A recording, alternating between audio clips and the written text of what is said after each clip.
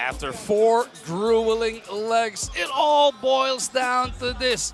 Knockout stage na po ng ating Choose to Go Pilipinas 3x3 at tayo po inandirito sa atrium ng SM Fairview kung saan it all gets real. ₱1,000,000 on the line today sa final event nga.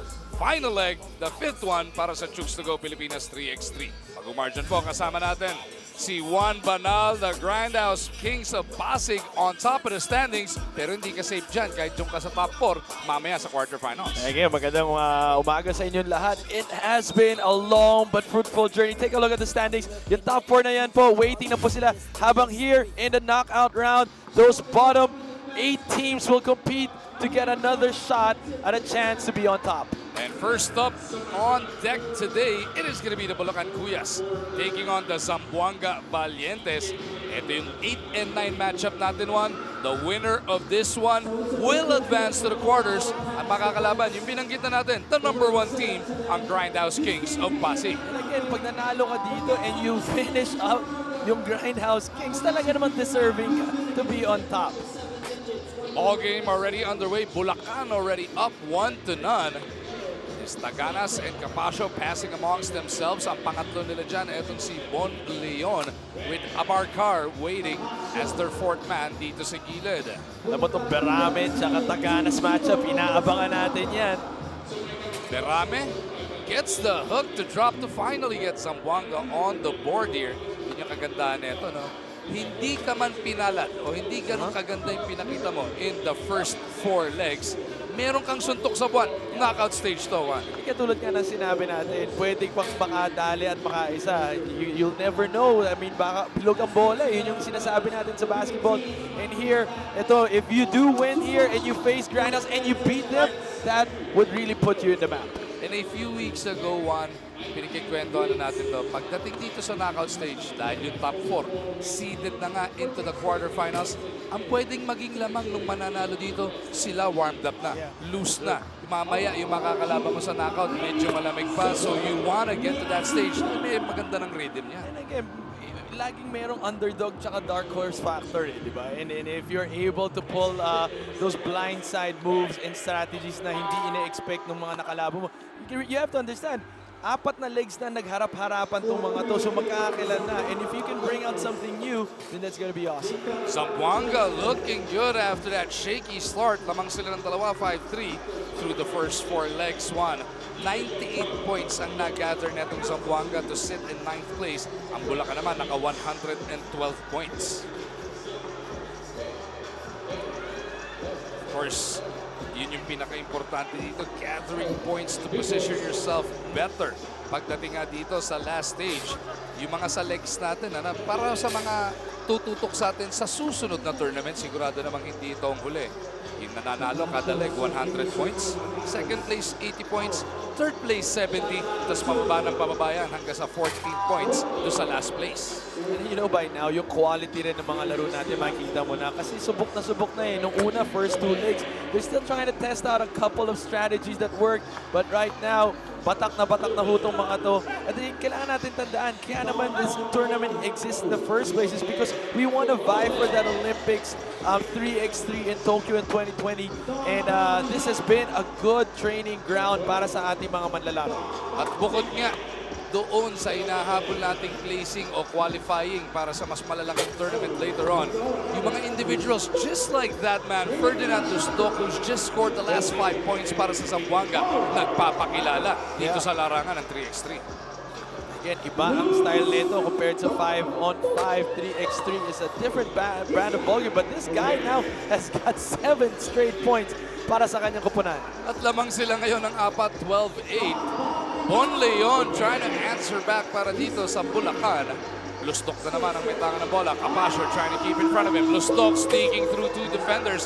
Berame could not clean it up though. Lustok now trying to carry those. Iba talaga yung may shooting ka sa labas. Take a look at this.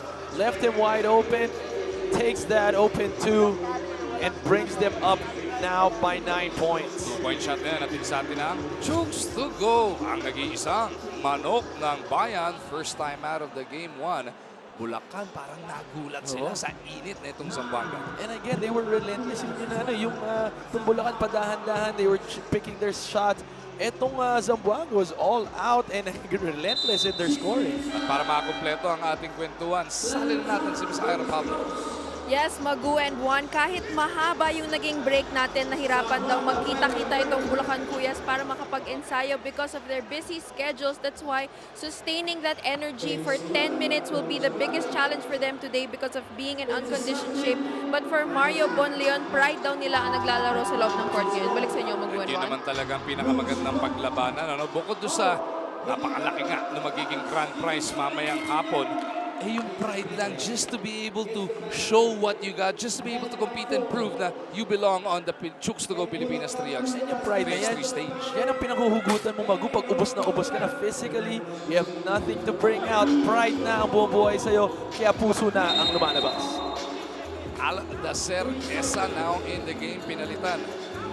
Ito si Jonathan Pareño.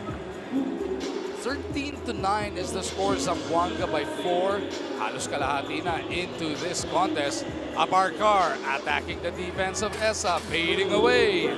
You can see itong Bulacan Kuyas. Medyo mabagal yung pace nila. They've been going for one-on-one drives, but takes a lot of time. Samantalang itong Zamboanga Valientes like Luzdoc again. Let it Fire go. away. Ganun lang no? Makita ring, tira na. Of course, 12 seconds lang ang shot clock sa mga bago pa lang nanonood ng 3x3. Kaya you can't stay that patient. Pagka nakakita ka ng opportunity, kailangan ikunin na kagad. This is just 3 attempts in favor of Zamboanga. Bulacan Kuyas still have enough time.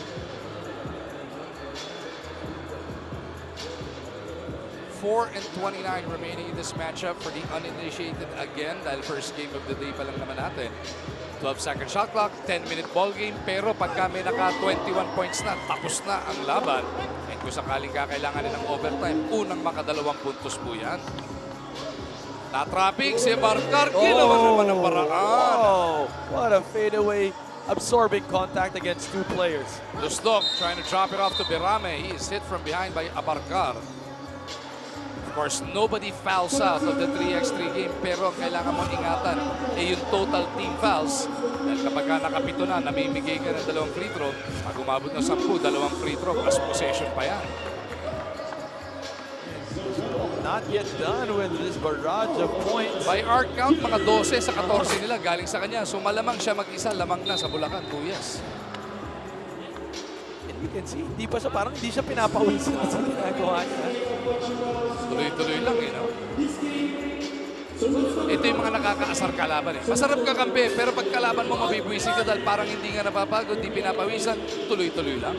Right, itong si Berame, just towering against itong si Taganas. Mukhang napapadali yung mga kanyang putback. Taganas from deep, punches it through. That's gonna force Berame to try and check him from the outside. Dalawa na lang ang abante ng Zamboanga. Luzdoc again. And he's still able to get a shot off even if he has a hand on his face. Ang taas kasi ng pull-up.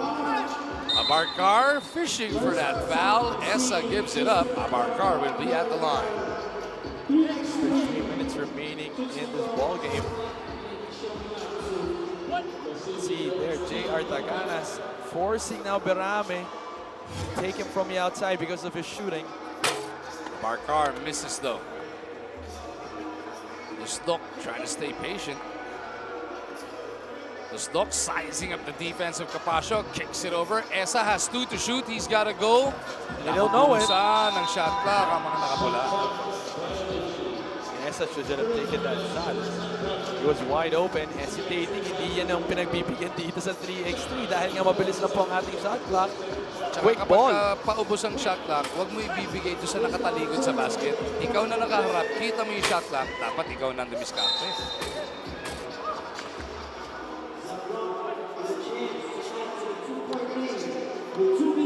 Berame trooping to the line right now. maganda itong mga free throw attempts na ito. Nakakapahinga ka kahit pa paano kasi mabilisan talaga ang laro at tema natin dito. At dito lang talaga humihinto ang orasan, ha? 16-13 now. Zamboanga 5 away from wrapping it up. Capascio puts it up and in. Good hesitation and semi-fake on that spin. But they have to move quickly. They have to make a stop and then convert, stop and make a good. Piso-piso na naman para kay Lusdok. Mukhang nanlamig na o naubusan. Si Ferdinand. Abarcar gives it up. Camacho, nice fake. Strong drive and kick out. Tagana, same fake. 15-footer, mintis nga lang. A minute and 42 remaining now. You know what's different about 3x3? It's forcing you to take shots that you don't usually take on a regular 5-on-5 ball game. Nababata ka talaga dito eh. Nice block there by Berame. Kailangan ilabas ang bola beyond the 3-point line. Hindi pa nalalabas yan. Oh! What a hang time. Oh, they counted it. He did not clear it all the way. And that's what Taganas is trying to contest. Hindi pwedeng malapit naman doon sa labas eh. Kaya nga may line eh. Hindi pwedeng 1 foot rin outside the line. Ika nga sa basketball, di pwedeng di naman sadya. 19-14 now. Zamboanga a 2-pointer away from moving on to the quarterfinals. The stock whistled for that reach and foul. Lusdok right now just dominating. He's a stocky guard eh. Kaya kahit sinusubukan yung Drew Mive to the basket, he can't take that contact kahit na mas malaki to si Capascio against him. And what you like about the Chooks to Go Pilipinas 3x3 is hindi siya 1 or 2 day tournament. Itong team na to, Zamboanga, just like Cebu, we've seen them develop throughout the first 4 legs at ngayon, ang ganda na pinapakita, they're a point away from moving on. Like you said, fluid na yung kanilang opensa. Hindi na nangangapaan yung mga mistakes. It's more of minor ones, but generally they know how it's played. They get the rules. They've got strategies in place. 23 seconds remaining. Oh! Barreño knocks it through and he knocks out the Bulacan Cuyas. It is going to be Zamboanga moving on to the quarters where the Grindhouse Kings will be waiting for them. And take a look at that 2-point ender shot with a hand on his face. What a way to close this game out. We've been talking about it. Zamboanga, we've seen how they've developed throughout the weeks, the different legs, and right now they've put it together in the knockout phase, and they move on to take on the Grindhouse Kings. Ito na po ang ating Chooks to Go Manok ng Bayan player of the game. Walang iba kundi itong si Ferdinand Lusdok, just scoring everywhere on the floor, showing us a whole range of arsenal.